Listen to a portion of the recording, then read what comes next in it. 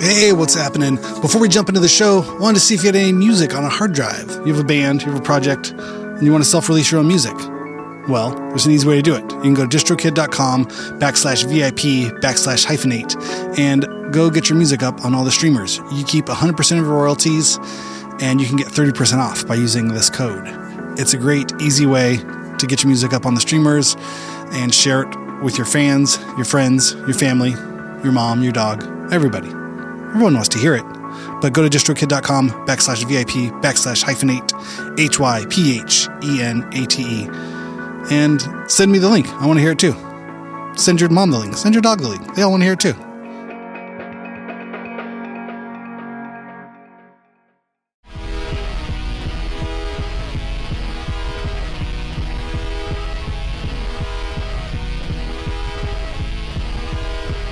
Hello, thank you for tuning into Hyphenate Halftime.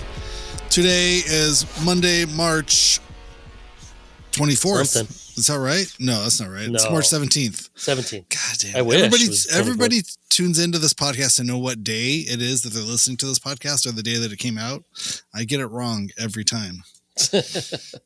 That's okay, because they're let everybody down. They're listening whatever day they want. If only there was a device that could tell people what day it was, so they wouldn't have to tune into a whole download a podcast and then listen through the first ad, then a little bit of music that just heard, and then hear us just to know what day it is. Welcome to whatever day you want it to be. That's true. It could be any day. Yeah. Any day is the day you're listening to this podcast. Yes. My name is Randy Randall. I am your host, and I'm joined ever vigilantly with my co-host on these halftime excursions and experiments by Mr. Aaron Farley. How do you do today, Mr. Aaron Farley? I'm doing well. Good. I'm doing well. Just got over a big snow weekend. Yeah, I saw pictures. What happened? What's new in Snow World? The Snow World. The weird thing is you and I only live like an hour and 20 minutes away from each other. Yeah, that's the beautiful part of Southern California living. I was with my toes in the sand today while the kids jumped around in the water at Santa Monica Beach, and you were jumping off of rocks in the snow. Yes. Yeah, totally. It was, it's one of those things up in, like, it's very weird living at 5,000, or like, I guess we're about a mile. I don't know, 5,400 feet. Wow. And, but how many feet are in a mile? Wait, now I feel stupid. I think 5,000, I'm going to say 5,270. That's my feet. That's my memory. Well, you said 5,200? And 70. Ooh. God, how could you be so dumb? It's 5,280. All right, I quit. I'm out. I'll see you, Randy. Idiot! Wow. As a teacher, I am an art teacher, though. I'm not supposed to know any of that stuff. That's true. Yeah, I'm supposed to go. I'm an artist, man. Well, you may have a 10-foot differential based on Google's results. Depending on who owns Google these days and who they're working with in the government, anything could be right or wrong. They might just change. They'll be like, you know what? There's now 5,712 feet in a mile.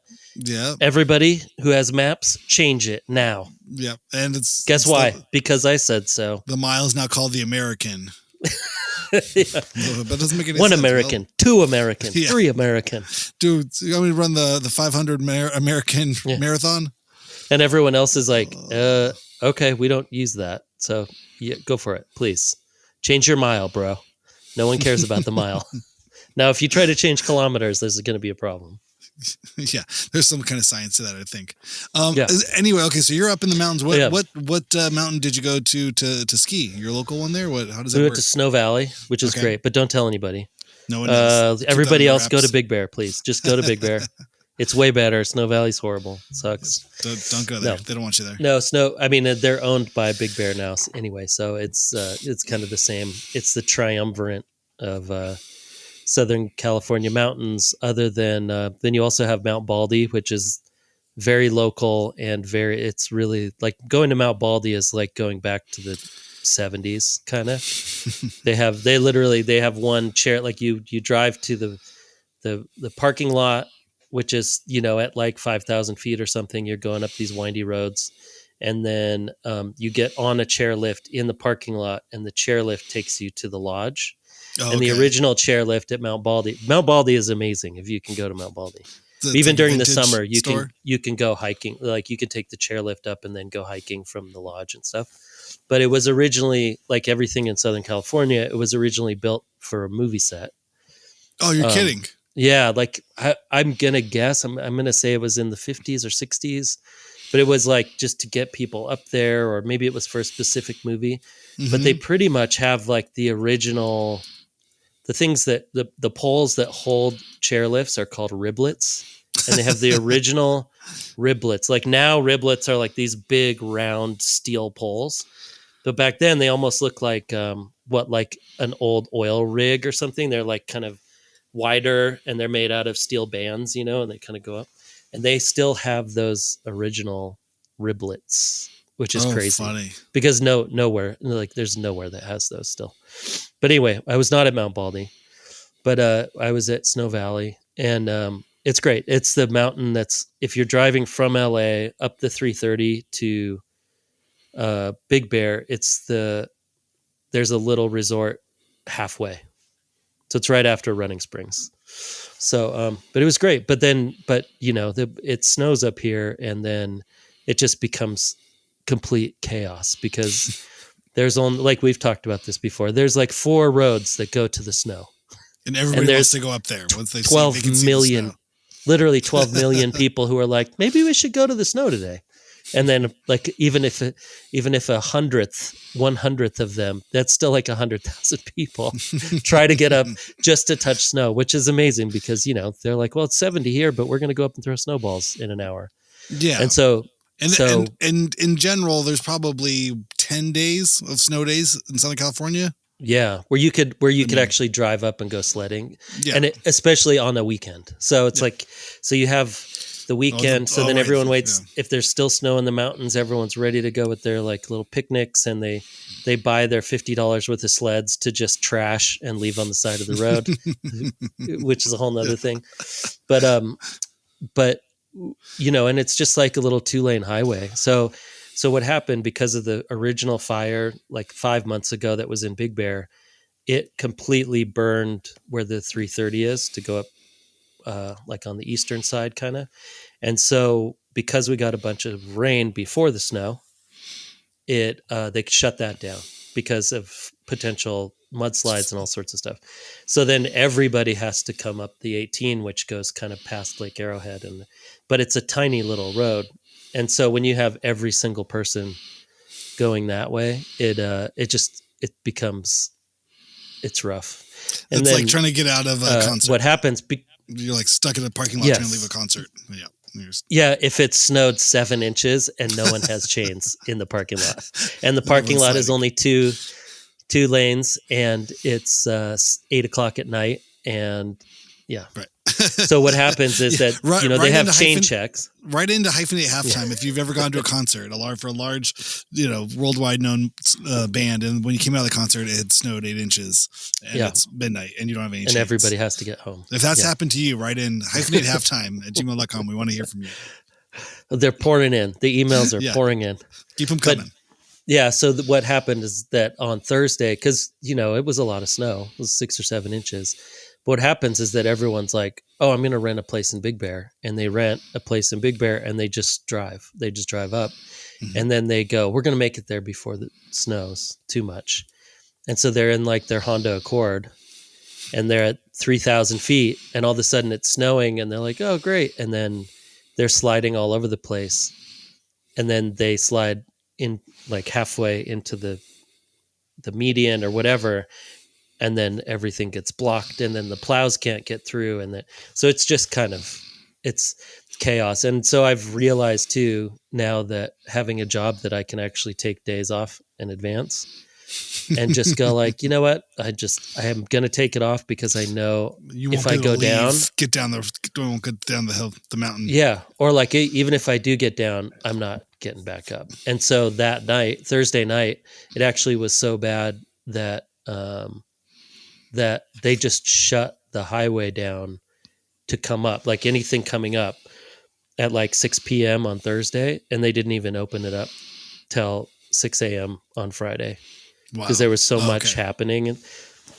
And then Friday also just like, it was like a 3-hour trip just to get up the mountain to Big Bear, whatever. It was nuts. So Wow. there's just a million cars. But that being said, if you get up early and go snowboarding, we're only like 45 minutes from the mountain. So we can pop up there and get there at like 8:30. And do you have a place to yourself? It's not super crowded? It's still pretty crowded, but it's not that bad. And then this part of the mountain, like they only open up the backside of the mountain if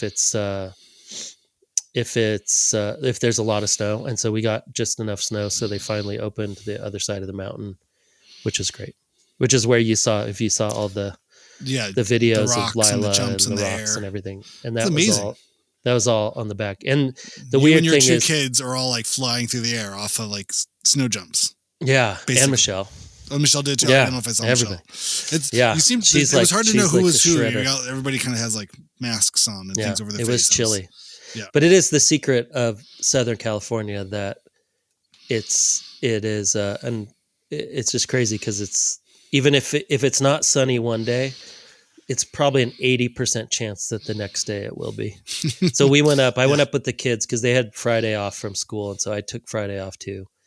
And then and we went up in the afternoon there, and it wasn't great weather, but they got like 2 feet of snow or something, so the snow was great. And then the next day we went up in the morning, and it was blue sky. It was like 32 degrees and no wind and a bunch of new snow, and they opened up a bunch of spots, and it was awesome.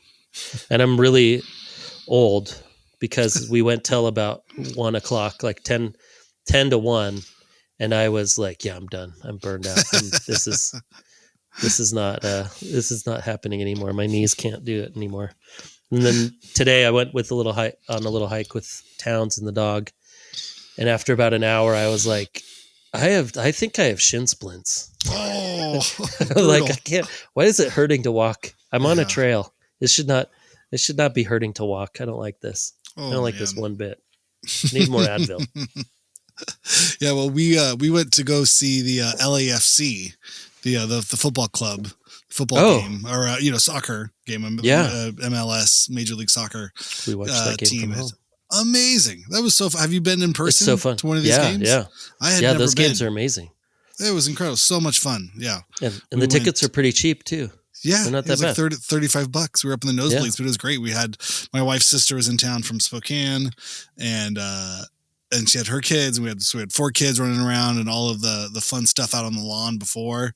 We all got, the kids got bacon wrapped hot dogs and tacos and all, all the drinks and all the balls and, all the confetti. I don't know, just everything, it was just a whole fun thing. And then they got to meet the Falcon, Ollie, who flies around at the opening of the thing. It was incredible. Oh, that's pageantry. amazing. It was better than medieval times.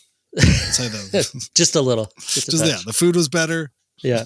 You didn't get a huge turkey leg, but no, I was trying to get the family to go to medieval times, and no one wanted to drive down to Buena Park, but we did see the football game. And then we went to the Santa Monica Pier, and nice. And then the kids went down in the water. I was a little concerned about the fires and all the runoff in the water, but it seemed to be. Oh yeah. I saw someone like post something about that, and I'm like, I don't know what to believe anymore. People are like, the beaches in Los Angeles, they're not telling anybody, they're all closed. And then people are like, no, they're not. No, they're not closed. There's a lot of people. There's people here, and everybody. Everybody only drank like 2 gallons of salt water, so I think we should be okay. That's fine. I think we're fine. That's usually normal. Yeah, we brought some home to drink later. So should be fine. But that's awesome. That's fun. Last week's interview with Allen Bleyle. I mean, this is a very LA specific episode, but I feel like the Allen's episode was very LA specific. Yeah, celebrating all the reasons why it's fun to live in Los Angeles.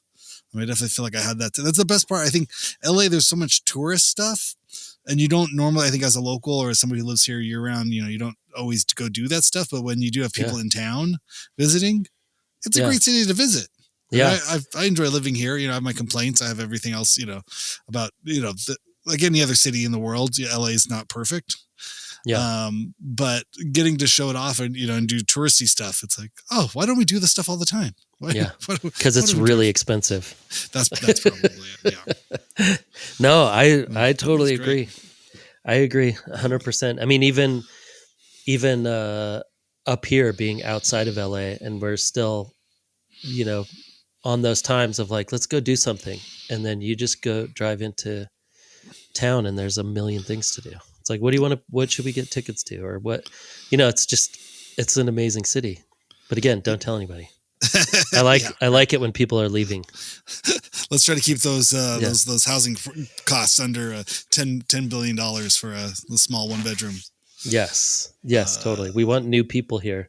Oh, and I think that that's one of the greatest things about LA too, is because so many people move here, that there was always, as a young person, there was always a lot of turnover of stuff happening. And there were always people were in general kind of open to new things.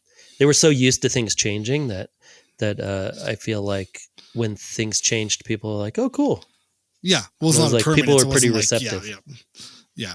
But yeah, the idea of people, I'd leave it LA. Like, good. It'll be fine. Yeah. It's not for you. It's okay. There's lots to complain about. Guess what? You're going to go somewhere else. And you know what? There's lots to complain about there too. Wherever you're at, there's going to be things. Maybe different things. Yeah. But I was gonna say, when we were driving, we kind of took a detour through some of the nice neighborhoods, going out that way towards Santa Monica, and beautiful houses, and I was joking with the kids because they wanted to know, like, where do celebrities live? And I was like, here, this is where, like, I was pointing at random houses saying, this, you ever seen the show Friends? Like, this is the whole cast of Friends right here. Like, each one of these fake farmhouses next to like modern designed shoeboxes, and that one's a recreation of a French villa, all next to each other in a row. Every member of Friends has a house right here. But then there was a really nice car with an older couple coming up, and I was like, I'm in a rental car. I was like, I'm just going to kind of go around them. Like, I didn't really give them the right of way. I was like, we're tourists. We're here. We're driving through a rich neighborhood. Sorry.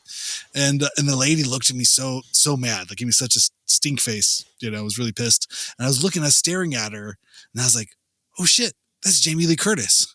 No way. And she looked so mad at me. It was kind of a dick move. It was like one of those like moments where somebody has to go first, and I could have given her the right, or I imagine she was with her husband, Christopher Guest from when Best in Show, Mighty Wind, all of those things. I imagine there was the two of them driving a really nice car up this hill, and I should have let them go, but I just felt like I'm trying to get. I got a car full of kids trying to get to the beach. I just gunned it and took the right away. And he's kind of notoriously grumpy too, right? So is he? I don't know. I don't know. I feel like I'm going to start that rumor. If it's not true, I'm going to say this: Christopher Guest, what a grump.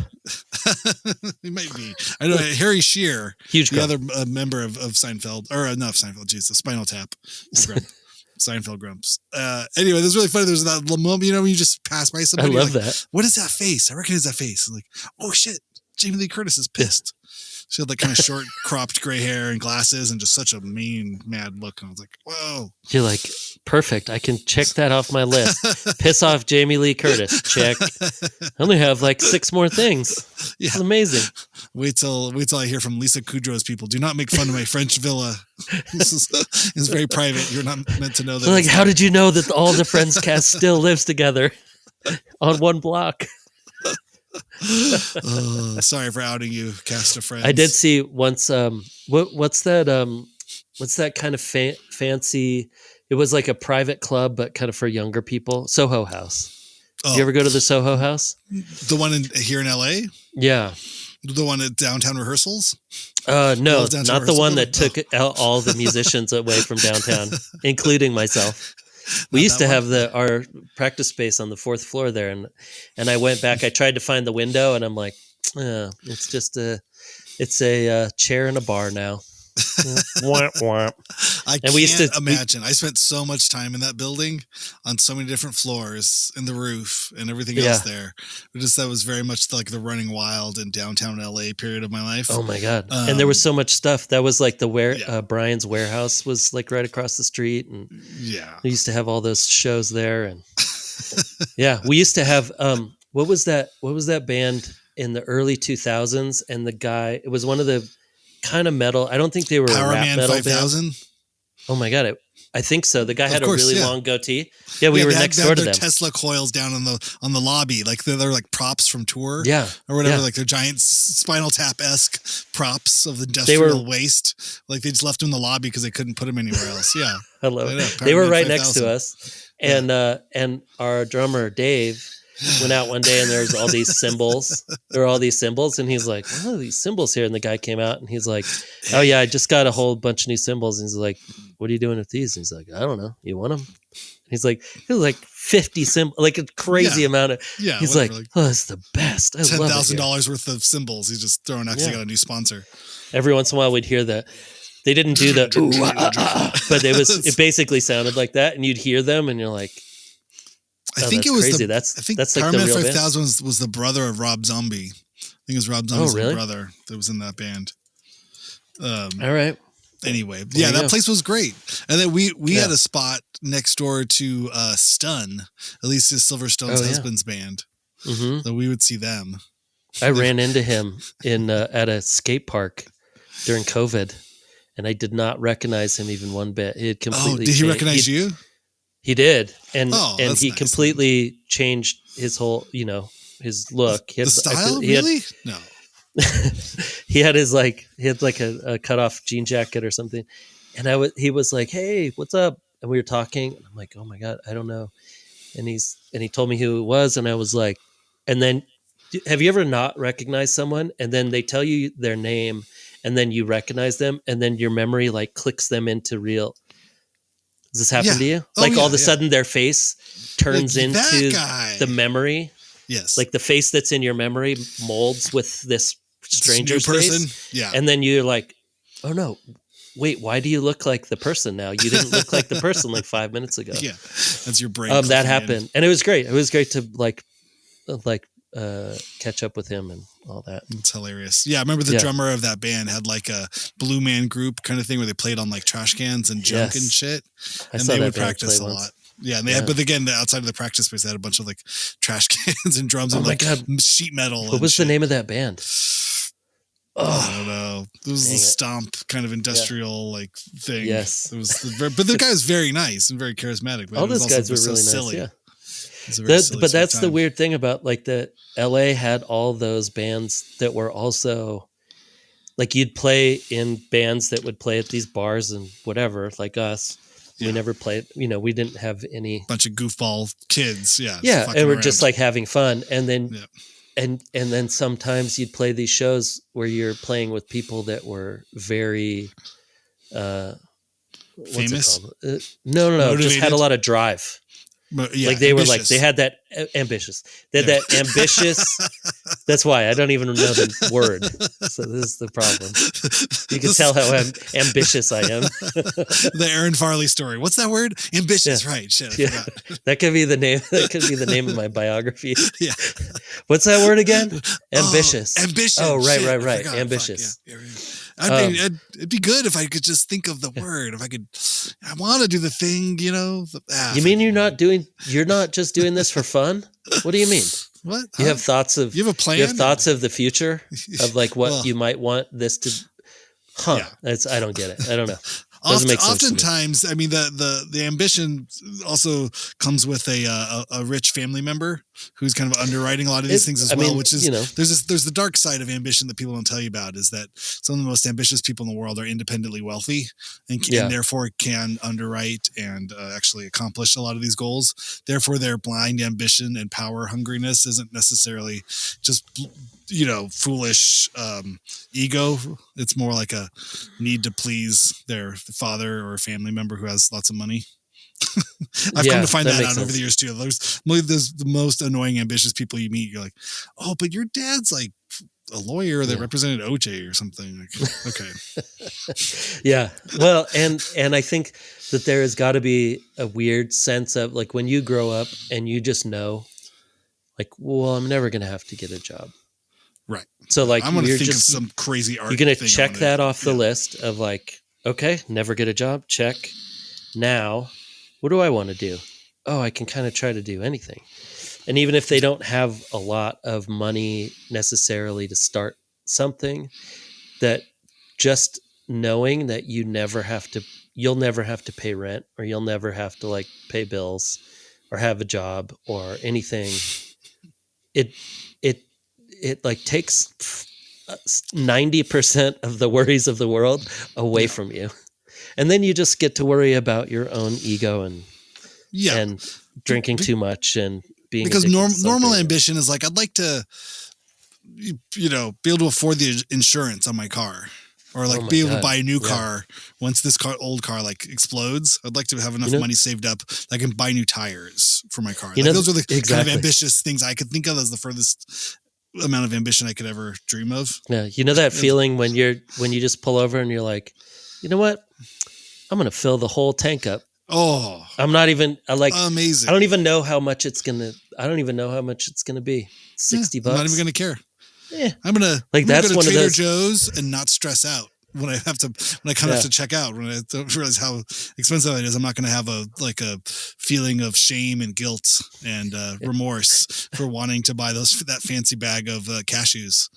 That's how I'm going to get some Guinness. Whoa, easy. A whole 6-pack. Yeah. Of the 16-ounce cans. This is going to get crazy. I mean, I would get a pack of Smart Dogs, and some hot dog, veggie hot dogs and a pack of buns, and then like 3 bottles of $2 Chuck. And that was kind of the groceries for the week. Oh yeah.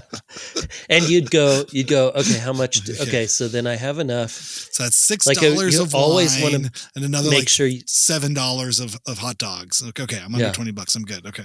I'm like, I just have to make sure I have at least $100 in the account. Like just in case some random bill comes up, or like $150. Like as long as I have $150 in the account and I know that I have some money coming in at some point in the future, I could keep it. That's rich. Those are good days. Those are the good days. Those times when you have $1,000 and you're waiting for a check and you're like, okay.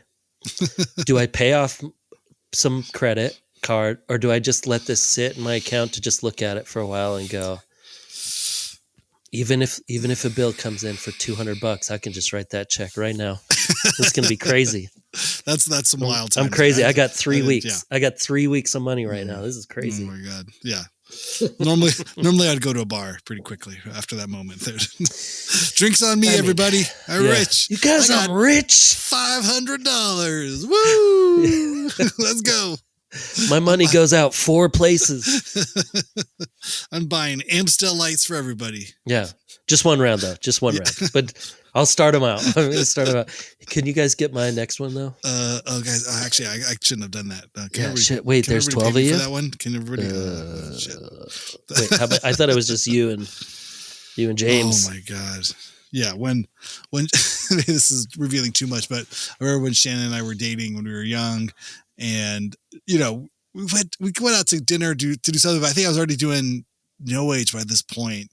I mean, it was the kind of thing where I was like trying to, I took her to dinner, but I think I didn't have all of the bill. I had most of the bill, but I wasn't really, and she kind of talked to me like, what's going, like, you're blowing it, dude. And I'm like, yeah, well, I just don't have all the money. She's like, don't you just like take out like $100 bill, to go out for the weekend or something? Just have cash in your pocket. And I was like, no, I don't really have that kind of, that's not really something I can do. Like she said, it's so like, a good person who works a job and does a thing. And I'm like, yeah. I don't really do that. Like I'm trying my best here. Like you're talking a little crazy for me right now. Yeah. I'm winging it. Yeah. This is really going, like one day something good is going to happen. I guarantee you, but you're like, you have $100. I'm 25 and working at a record store and really, really committing a lot of time to this band thing. And there's not really $100 anywhere. That whole $100 goes to my rent right now that I split with 12 people. Yeah. That's just the ratio of money. Like, I can't pull out $100 ever. Like, I could pull out a 20. That's about as rich as I can go. Yeah. But it's hard. But that's the kind of stuff that's such a character builder too, when you're young and you're just trying to figure stuff out and you're even trying to take a girl on a date or impress her or just do anything. You're like, well, it's not going to be the money that's going to win this, win this person over. I really got to develop something called a character and maybe a sense of humor and some charisma. Personality. Because the money isn't gonna work. Yeah. I have a very particular set of skills that it's not based on any financial needs. Yeah. That's the problem with being able to live very poorly Right. and still be happy, is that you realize, like, oh, not everybody likes to do this. Okay, so Right. Every once in a while, yeah, you bump into people how do I like, get out of this headspace of like, no, I like to spend money. And I'm like, as I'm driving $5. as I'm driving around town, and I know all the cheapest gas stations. 3 still. bald tires. Yeah. I have the one gas station that I get off. I like know exactly on the way home from work, because now I have to fill out. I have to fill up my car all the time because I drive so much. And but I know the one Arco that's like 10 cents cheaper. Oh, and then since I go to that Arco all the time, I get another fee. It's worth it. And I get the debit fee, and then I get another 10 cent off because I get so much gas there that I'm like, I feel like I'm winning the lottery every time. I just look at it and I'm like, it's not even over $55. I'm winning right now. Yeah, that's it. Yeah, Costco. That's all I need. You don't do Costco gas? Costco gas. Oh my God. How much is Costco gas? I've become this age. Welcome to the AARP. I know. I got my AARP thing in the mail the other day. Oh, Lord. Turns out you can become an AARP member when you're 50. Oh, crazy. I get marketed too. I don't know if I haven't qualified. We'll talk about Costco gas. Costco gas is pretty good. Offline. Well, because now you get 5% back. That's the secret. You get 5% just to use cash back. Oh, if you use the Costco credit card on the Costco gas. Oh my God. Okay. So you're already getting it's pretty cheap, but you got a line. You're gonna have to listen to another 2 minutes of podcast while you wait in line for the cheap Costco gas. Hopefully people are listening to this podcast while we're talking about Costco. If you were listening to this podcast while filling out your AARP membership in line for Costco gas, please write us at Hyphenate Halftime. You are our demographic. You might be our demographic. If you have shin splints and take Advil before you go snowboarding, you might be your demographic. You might be a redneck. That's funny. Oh, I don't know if that's allowed. If you're allowed to say any of that stuff. Oh, my sister-in-law asked me, "What's up with Tool? The band Tool." Yeah. And she's like, "Are they good?" I'm like, "No." And I was thinking about it for a minute because she's like, "All these people go see Tool. I hear people talking about going to see Tool." I was like, again, this might not be politically correct. And I apologize if this offends anyone, but I was like, Tool's kind of like the redneck Radiohead. Okay. I was like, that sounds about right. Where you think you're smart, but you're too dumb to know that you're not really that smart. So you think Tool's cool. You're really into Tool. Yeah. That's a lot of time changes. Just a lot of time signatures. But I don't think you really have to be smart to listen to Tool, but you think you're smart. That's always that was always my complaint about Radiohead fans, is that they're not really smart, but they think they're smart. There are people who like to think that they're smart, even if they are smart. You still like to let other people know that you think you're smart. You know what I mean? If people have a very high opinion of themselves, listen to Radiohead because they want everyone else to know that they think highly of themselves. That's what people with Radiohead t-shirts or people who are proud of their Radiohead fandom. I was like, I get it. You think you're smart. I would say Michelle and I were just talking about this weekend. We were listening to the Radiohead playlist, but it has a lot of good bands that come, it's like Radiohead I see. Or radio Inspired. Or whatever on Spotify or something. Wait, you're just listening to the radio? No, but you type in a band and then hit radio and it just gives you all the random stuff. I thought you were saying, wait, I got confused. There's something called radio? Radiohead. Yeah. And I just thought, I'm like, is Radiohead the new Pink Floyd? Wow. And I think they are. I think they're modern. They check all the same boxes that Pink Floyd used to check kind of in the 80s of kind of smart, kind of heady, a little bit thoughtful, a little bit political. And then all their songs kind of now sound the same. They have the same vibe. You could just hear it come on from the first 4 bars, this is Radiohead. Yeah. This is Tom York. This is Johnny Greenwood. They're doing another thing. And we're good. It's good. It's great. Sounds good. This is a great song. I've kind of heard it before, but it's got a little twist. There's a little twist in the middle, and I'm good. And now it's also kind of easy listening music a little bit. Yeah. But it can also, it's not it can offensive. it's not offensive, but then you can find political stuff in there that, I think they're the new Pink Floyd. Yeah. They've checked, they've taken that space. I mean, I feel like all those things you just said can also be described to like the Foo Fighters or like any other. No, because they're smart. Because the Foo Fighters are like radio rock. You don't hear Radiohead songs on like K Rock. You don't? No, I thought you used to. I mean, maybe like the 5 singles. You hear Creep. Yeah, for sure. Just like you hear Blind Melon. Or whatever, Sure, like there's the one song of like, oh yeah, this is the good rocker. It's I know good. That one. Yeah. I had a theory. I was hearing several different forms of music over the last few weeks. I think U2 is a virus that just other bands just become the next version of U2. Oh, like Coldplay is just the next iteration of what U2 is. You know what I mean? And they just have like they just transmute into other things of this kind of like, or was that band Muse? I was at the dentist office and they had Muse on the radio. I'm like, what the fuck is this shit? And I think they kind of think they're Radiohead too. It was like a weird like they're kind of a mix like, between Radiohead and something heavier. Oh. Yeah, maybe U2. It just sounded like some bullshit U2 shit. I don't know, whatever it was. It's just like everything's delayed and just, I don't know. It offends me in so many ways of just the kind of like mediocrity of what it is. And same with like Coldplay. And it's just this very kind of like self-satisfied, smug, like white middle class, like affluence. It's really all I hear with it. Maybe I could be wrong. Maybe there's a self-hating part of this. Well, I'm a Radiohead fan. I could say that, but I am not a Coldplay fan.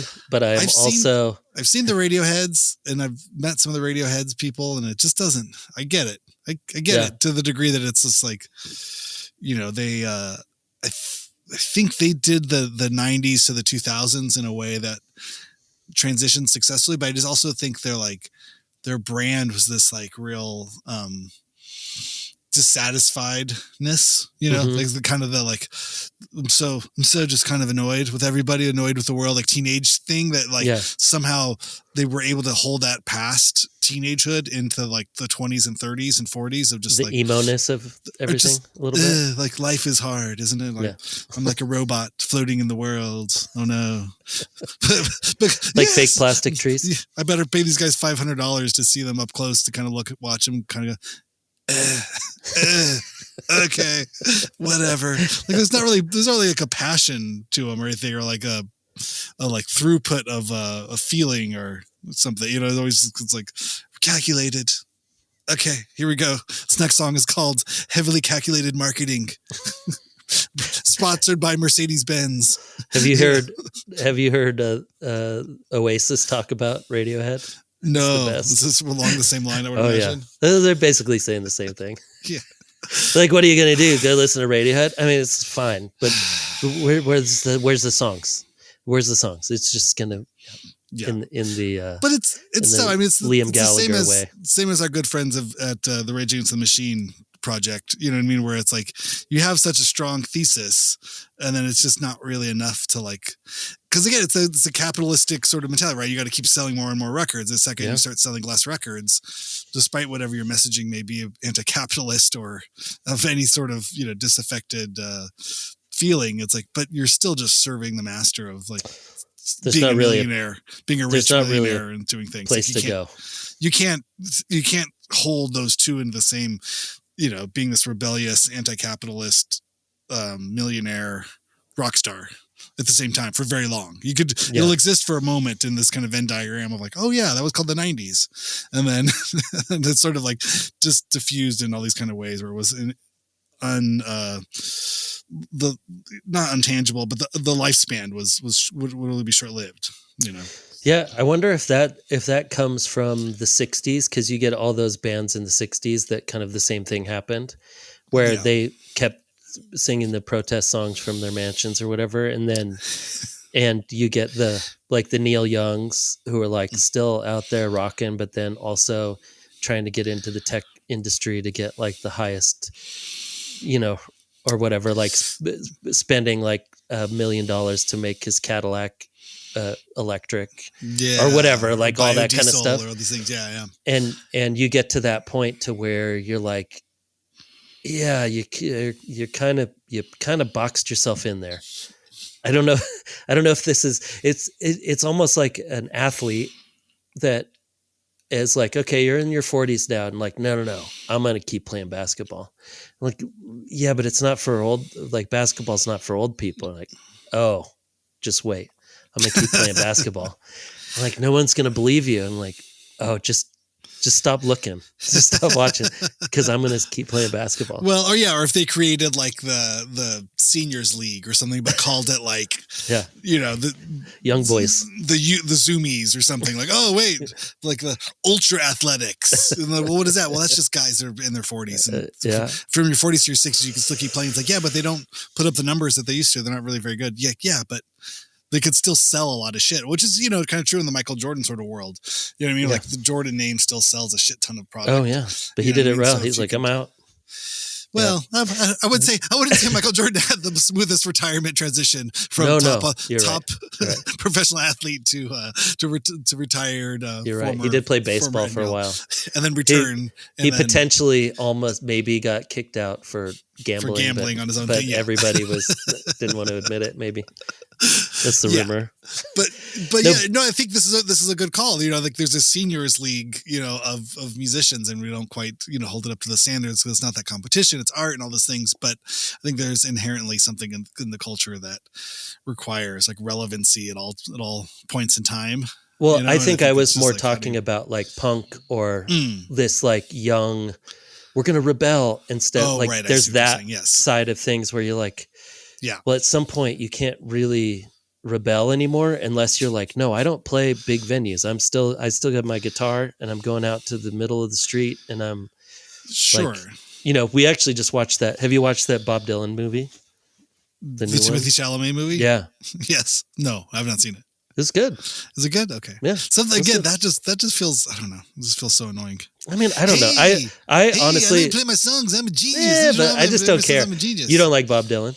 I love Bob Dylan. That's the thing. I love Bob Dylan, but I don't want to see a 20-something-year-old child be like, it was all right. I thought it was my time. You don't even understand it. This is called the 1960s in New York City. And this is how I talked to all my friends and explained my greatness in history. You wouldn't get it, man. You weren't there.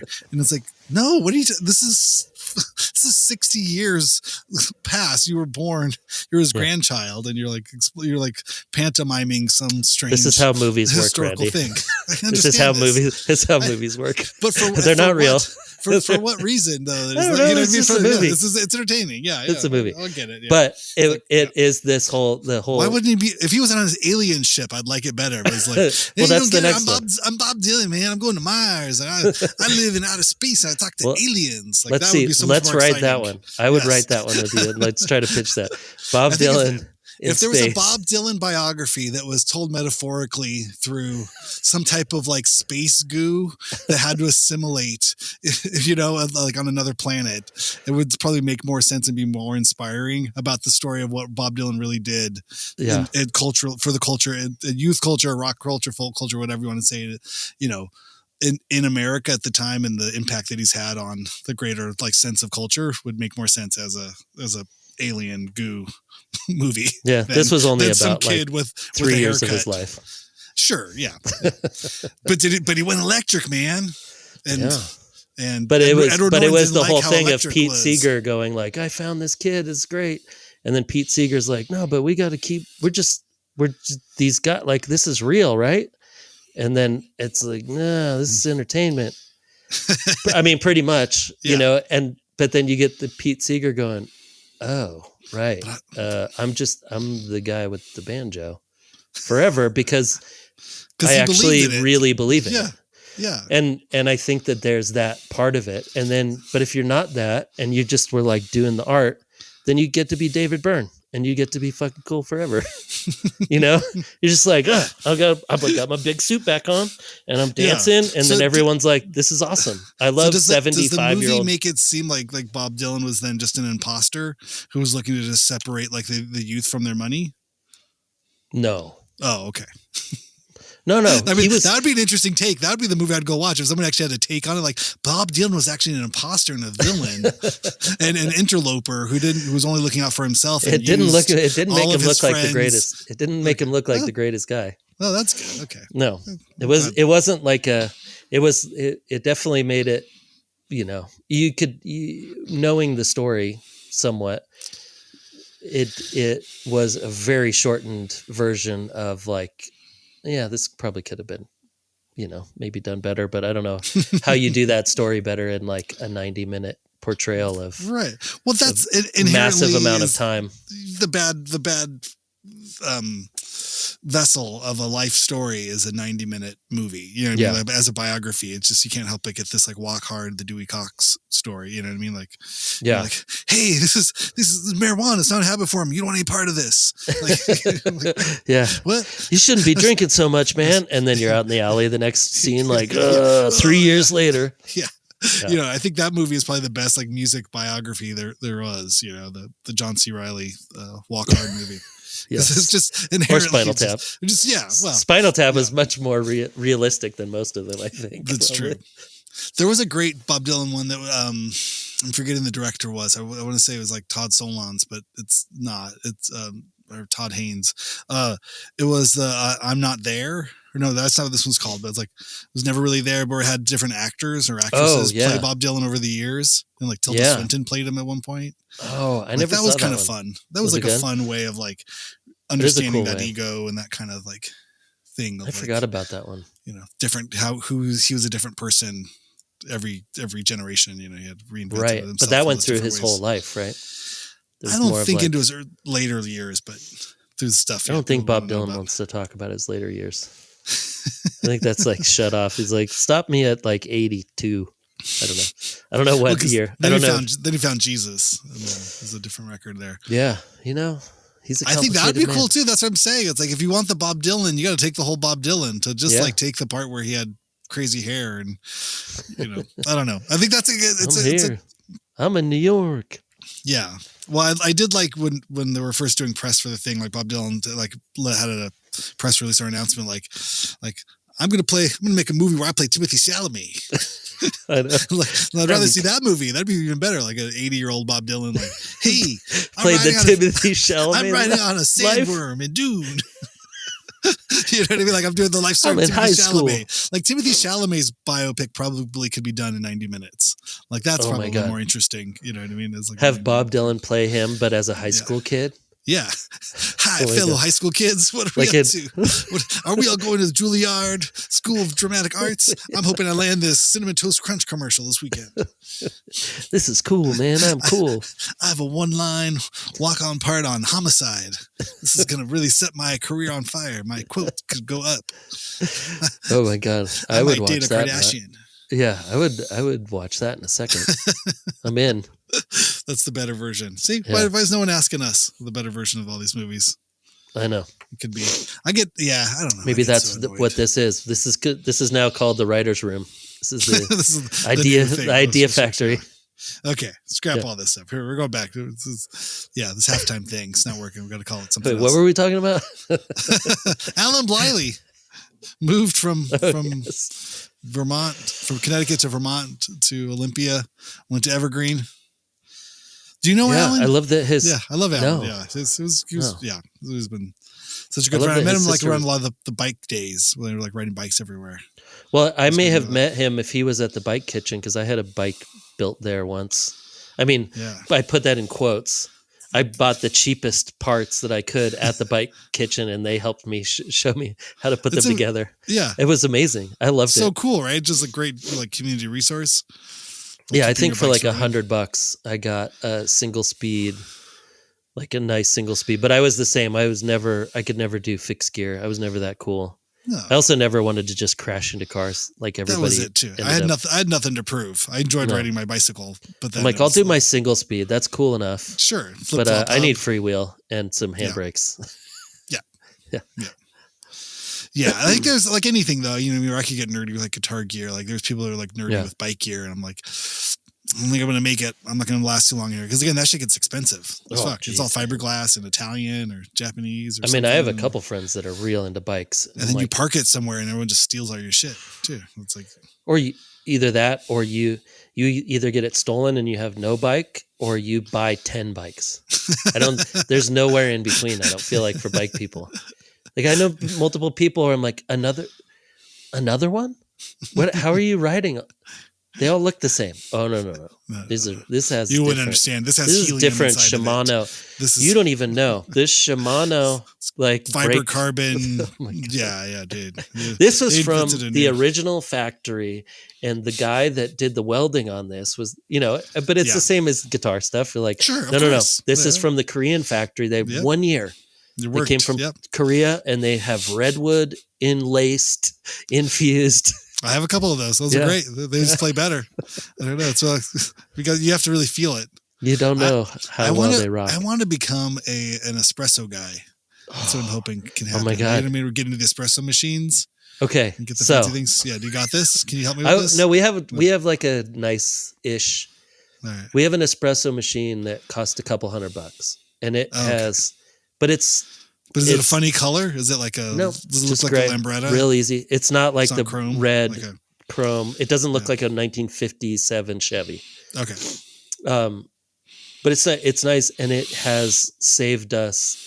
I mean, in 3 months, it saves you like $500 from going to coffee shops. Yeah. Because $10 for a bag of coffee lasts you a week, maybe. I mean, we went through this with Clint. Yeah. Woodside, right? I signed up. And I signed up for the thing. You're like, it's wait, great. 5 bags of coffee a week. This is crazy. How much coffee do I drink? But that, what was I going to say? Oh, it's funny that you bring this up. Yeah. Espresso. Because just this morning, some reel came up on Instagram. They must have known we were going to talk about this now. The Future Institute of the Future Institute of what you watch. And this is it was Steve Albini, R.I.P. I saw this too. You did too. Yeah. So they did know. His fluffy coffee. Yeah, his fluffy iced coffee. That's great. They did know. Is that what made you want to get into espresso? No, I've been thinking about it for a while. Was that this morning too? Did you get that same reel? I got it this morning. Yep. Why is this happening? How does that happen? Because we're friends. Because we send each other messages on Instagram. I know. And so if I liked a thing, then you probably would like a thing too. Anybody that's ever liked we're just getting the same things. How often do you send me something and I'm like, or I send you something and you're like, oh, I just watched this, but I'm not going to tell them I watched it because that's kind of rude. So I'm like, this is amazing. Looks great. Looks awesome. Whoa. They're like, whoa. I mean, I just saw this 5 minutes ago, loser. I don't want to. Well, yeah. Well, I've had people write me like, "Oh, yeah, I already saw this." I feel so bad when someone tells me that they've already watched something. I'd rather they just lie to me and say, "Cool." Yeah, that helped me out so much more. I'm really not looking for like the whole dialogue on a dumb thing. Dang. It's more like the thought that counts. Yeah. Like I get it. Like I send my wife like probably 14 reels a day. Yeah, and she doesn't look at any of them. She stopped like years ago. Like I love that you realize that I love watching people slip and fall as well. I can just tell by the thumbnail. This is a good friend. Yeah, that's going to be a good one. I could tell. Yeah. It's great. Yep. Well, but back to Olympia. Oh yeah. Well, I went to school in Olympia. I know, and that was such a good time that he was in Olympia. It was crazy. I've only really been as a Washingtonian. I've only been to Olympia once, and it was when I lived in Portland, so it would have been 99. And we went up. Yeah. We went up to see the Yo-Yo Go-Go, yeah, and saw and I have a couple funny stories from that time, but that one of them, this isn't funny, but seeing Ian MacKay and Elliott Smith talking together and going, that is funny. Yeah. Going, who'd have thought? Huh. Yeah, I guess they would be friends. It's a weird one though. I wouldn't have put that on my bingo card. Right. Imagine the song they would write. That would have been a good band. I don't think they would have. I feel like that's two people who have too much control over their own thing to share. Do not mumble Beatle harmonies over a finger picked guitar. I like go-go music. You cannot. Sorry, you cannot sing quietly. We could we'll put that in AI. Elliott Smith and Ian MacKaye write a love song about hating technology. What? Yeah. Or what if Fugazi covered an Elliott Smith song? Oh, that could be good. I think Elliott Smith could. Or Elliott Smith covered a Fugazi song. Yes. All right. I think that's a good album. Would be good. All right. Email us halftime, Hyphenate. What do we call this? Hyphenate halftime at espresso.com. Hyphenate halftime at gmail.com. Yes. Send us your AI monstrosities of Elliott Smith Fugazi mashups, please. Yes. We need the world needs to know this exists. And so we can all send them to our friends after we've already seen it on Instagram. Yeah. Because we've already all seen everything. Yeah. I think if we were all honest, we would all be like, we're literally sending the same 12 memes just around in a circle to all of our friends. You know, you're our demographic if you've sent the same 12 memes. To your they same just 12 keep friends. sending them. They just keep sending them over and over and over. It's amazing. They love to send the mashups. And then every once in a while, they buy the pair of socks. They buy the pair of socks that we put in their feed. That's it. That's buy the socks. Buy the socks. Do it. Okay. Here's more people falling. Here's more people jumping off things. Here's a crow giving someone a shiny nickel. Oh, that one's pretty good. That's good. The crow. I have a lot of crow memes right now. Wait, let's not joke about that. I'm big into crows. Yeah, that's a good one. I'm not kidding. I have my best one this morning was a sloth petting a beagle, and I watched it. That's AI. That's not real. No, it's real. Sloths are amazing.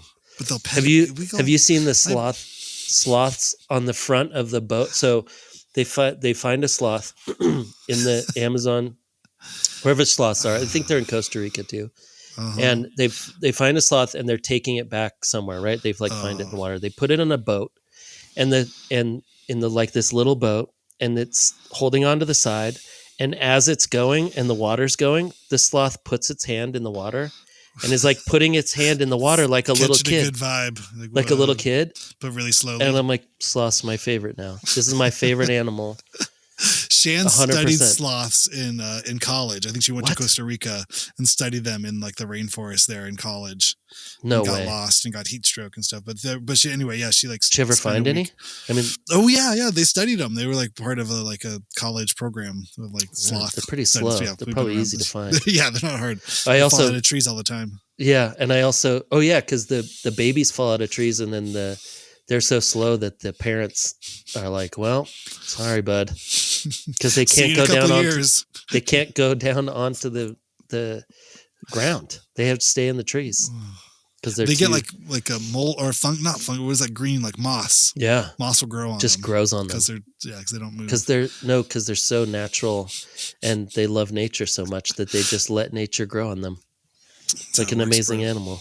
But also the other thing I saw with the sloth, dang, I forgot now. Oh, I was just gonna say, I get so nervous with any animals on social media, just for the same reason any animals on television or movies or anything, is I think it's all AI first, but then if it's not AI, if it is real, I fear that it's a setup that someone just took that sloth out to the ocean or threw it in the ocean oh look, we gotta go save it, and then just for the likes, you know what I mean, that people are constructing these kind of artificial narratives of these videos of doing good things for animals where they may actually be putting these animals in harm's way just to make it look like they're saving, or they give them drugs the ones of the puppies and the ducks and the bunnies. Those ones. Oh, we're all just sleepers. Those animals overdosed on some type of sleep tranquilizer that you gave it in order to pose your weird your weird photos here. I was I just don't think you just don't fuck with animals. You know what I mean? I just get so nervous. I was I see why this gets a lot of likes, but I just feel my more nihilistic or cynical side just because people aren't, these things don't just happen, or you know what I mean? That it's these photos are constructed in some way that these animals have not consented to be part of. And everybody's just I can see that. I don't know. This can't be right. That monkey's not supposed to be riding that gorilla or riding the back of that giraffe. I don't think they live in the same continent, but look, it does look cute. You're right. I get it. It's very cute. Yes. But maybe those could now be only AI to save the animals. I'm not let's against do that. some AI animal videos and just be Yeah. like, listen, this is AI, but we put in cute monkey riding a turtle Yeah. and maybe surfing on a turtle, and the turtle is in the river. And this is the cutest thing that we have for you this week. And everyone could go, oh my God. With If Tom that really York exact- and John Denver skydiving Yes. next to them with 16 fingers on each hand. Yeah, of course. Because Singing why a wouldn't song.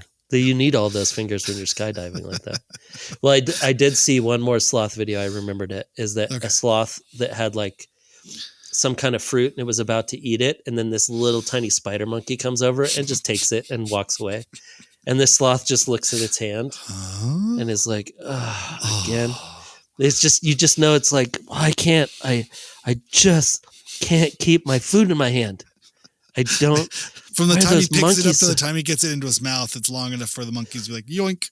They're like, yeah, the monkeys are like the Nepo babies who have like everything. And you're like, why can't I get successful?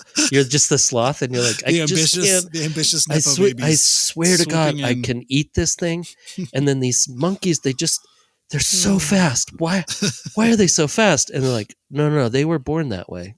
You're just a sloth. They're just designed. They were born monkeys, and they are faster than you. Don't worry. That's the other subtitle. You're always gonna be cute, but you'll never win. That's the other subtitle to the Aaron Farley story. You'll always be cute, but you'll never win. Yeah. All right, buddy. What's that word again? Ambitious? Ambidextrous. I'm very ambidextrous. Huh? That's my biggest trait. So much ambidextry in my life. Well, we didn't talk about wrestling this time.